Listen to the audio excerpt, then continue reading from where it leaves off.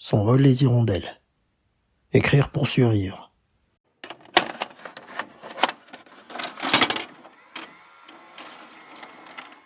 C'était il y a tout juste un an.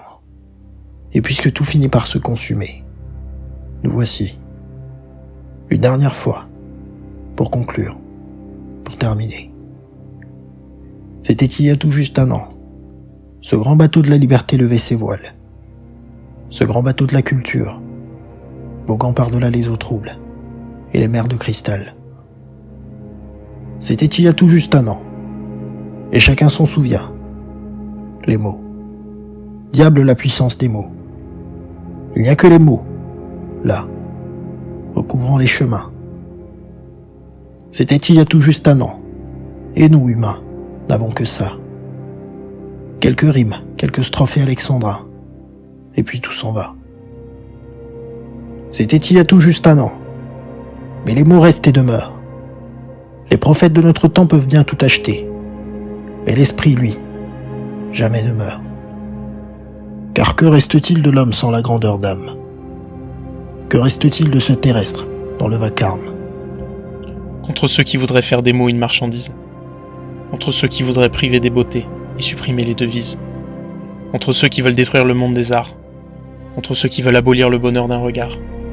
Les sentiments, les cultures des pays, la grande histoire, les petits événements, les désespoirs et les gloires, les plus grandes joies et les terribles peurs. De la plus grande terre au plus petit atome. Poetica a essayé d'être le traducteur du cœur et le messager de l'homme.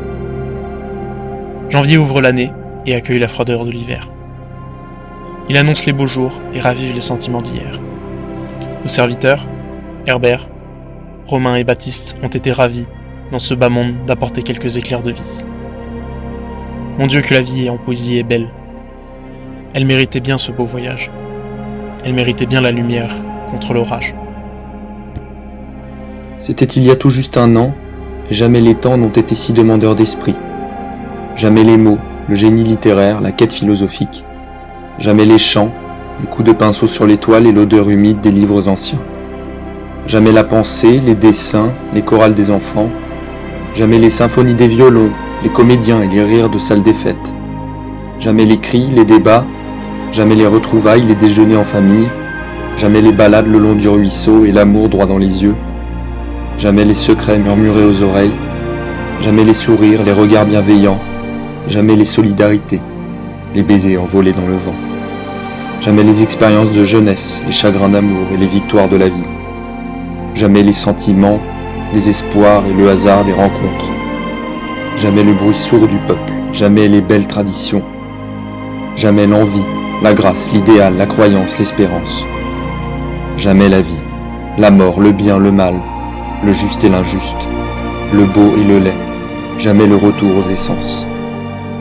Jamais les adieux heureux et les découvertes à deux.